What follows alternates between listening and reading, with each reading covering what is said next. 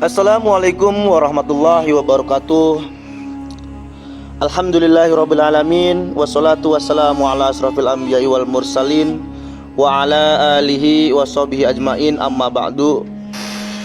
Kaum muslimin rahimakumullah, alhamdulillah fi hadal yaum fa insyaallah yaumul mubarak. Baiklah, mari mengkaji ulang dan memperdalam ilmu fikih. Pada kesempatan kali ini, mari kita membahas tentang fardu mandi daripada hadis besar ataupun kecil. Faslun furudul ghusla ifnani. Adapun fasal fardu mandi yaitu ada dua. Al-awalu an-niyah, yang pertama itu niat. Wa ta'mimul badani bil ma', yaitu meratakan ke seluruh badan dengan air. Jadi meratakan air ke seluruh badan. Furudul ghusli isnani an-niyatu wa ta'mimul badani bil ma'. Untuk melakukan mandi janabah, maka ada dua hal yang harus dikerjakan karena merupakan rukun atau pokok. Yang pertama niat dan menghilangkan najis dari badan bila ada. Sebagaimana Nabi Muhammad SAW bersabda yang berbunyi, semua perbuatan itu tergantung dari niatnya. Hadis riwayat Bukhari dan Muslim.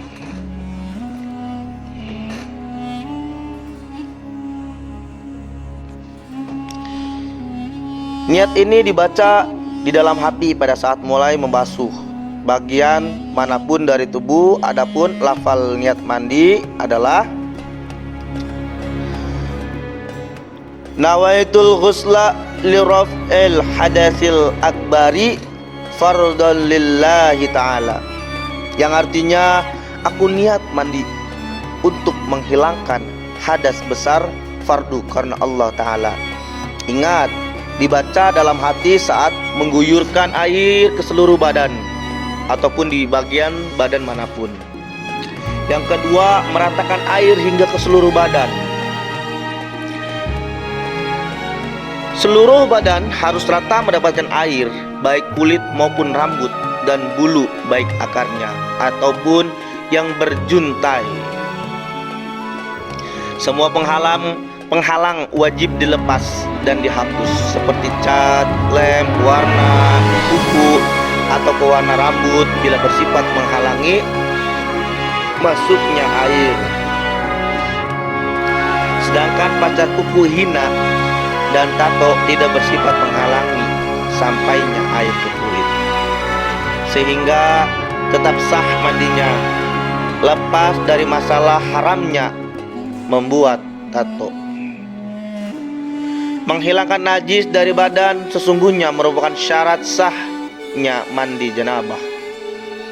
Dengan demikian, bila seorang akan mandi janabah, disyaratkan sebelumnya untuk memastikan tidak ada lagi najis yang masih menempel di badannya.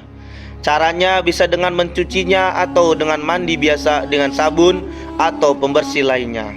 Adapun bila najisnya tergolong najis berat, maka wajib mensucikannya dulu dengan air 7 kali dan salah satunya dengan tanah. Adapun tata cara mandi janabah, pertama, kedua tangan dicuci, kemudian mandi pertama kepala, kemudian terus dari bagian sebelah kanan, kemudian ke kiri, terakhir cuci kaki. Adapun urutan-urutan tata cara mandi junub adalah sebagai berikut: mencuci kedua tangan dengan tanah atau sabun, lalu mencucinya sebelum dimasukkan ke wajan tempat air. Menumpahkan air dari tangan kanan ke tangan kiri. mencuci kemaluan dan dubur.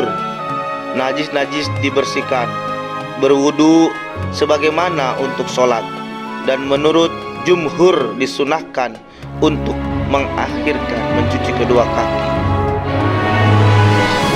memasukkan jari-jari tangan yang basah dengan air ke sela-sela rambut sampai ia yakin bahwa kulit kepalanya telah menjadi basah, menyiram kepala dengan 3 kali siraman, membersihkan seluruh anggota badan, mencuci kaki. Adapun dalilnya ialah Sayyidatina Aisyah radhiyallahu anha berkata, ketika mandi janabah, Nabi Muhammad SAW memulainya dengan mencuci kedua tangannya, kemudian ia menumpahkan air dari tangan kanannya ke tangan kiri, lalu ia mencuci kemaluannya, kemudian berwudu seperti wudu orang sholat. Kemudian beliau mengambil air, lalu memasukkan jari-jari tangannya ke sela-sela rambutnya, dan apabila ia yakin semua kulit kepalanya telah basah, beliau menyirami kepalanya 3 kali. Kemudian beliau membersihkan seluruh tubuhnya dengan air. Kemudian di akhir beliau mencuci kakinya. Hadis riwayat Bukhari, Muslim.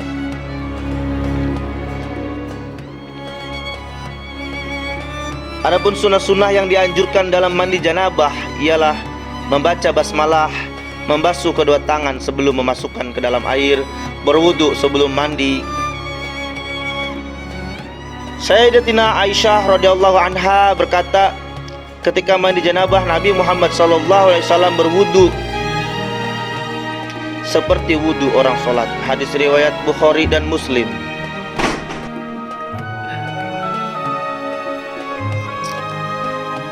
Menggosokkan tangan ke seluruh anggota tubuh.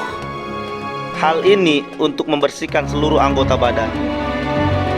Mendahulukan anggota kanan dari anggota kiri seperti dalam berwudu.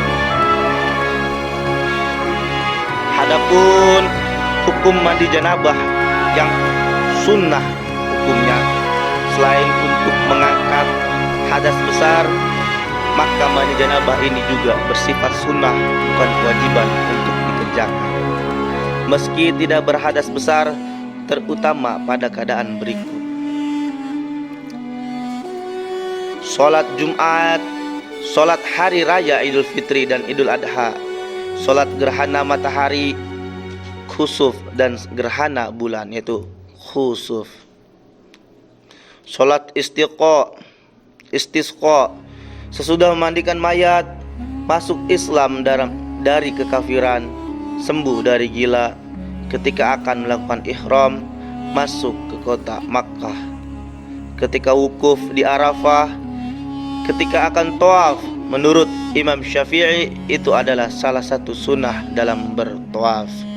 Bagi muslim yang keluar mani sengaja atau tidak, maka dia dalam keadaan junub, sehingga harus disucikan dengan mandi wajib. Jika tidak mandi, maka sholatnya tidak sah. Astagfirullahaladzim. Adapun hal-hal yang perlu diperhatikan dalam mandi junub ialah mendahulukan anggota kanan daripada anggota kiri seperti dalam berwudu. Hal tersebut sebagaimana ditegaskan oleh hadis dari Sayyidatina Aisyah radhiyallahu anha, yang artinya Rasulullah SAW menyenangi untuk mendahulukan tangan kanannya dalam segala urusannya, memakai sandal, menyisir dan bersuci. Hadis riwayat Bukhari dan Muslim. Tidak perlu berwudu lagi setelah mandi sebagaimana dijelaskan dalam sebuah hadis dari Sayyidatina Aisyah radhiyallahu anha, yang artinya Rasulullah SAW bersabda, Rasulullah SAW mandi kemudian sholat 2 rakaat dan sholat subuh, dan saya tidak melihat beliau berwudu setelah mandi. Hadis riwayat Abu Dawud, At-Tirmidzi dan Ibnu Majah.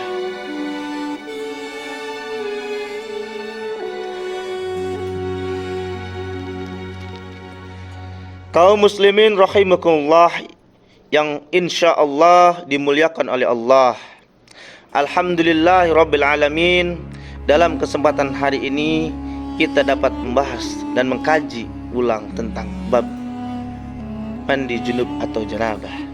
Semoga pembahasan kali ini dapat membuahkan manfaat dan pengetahuan bagi kita semua. Amin amin ya rabbal alamin. Wassalamualaikum warahmatullahi wabarakatuh.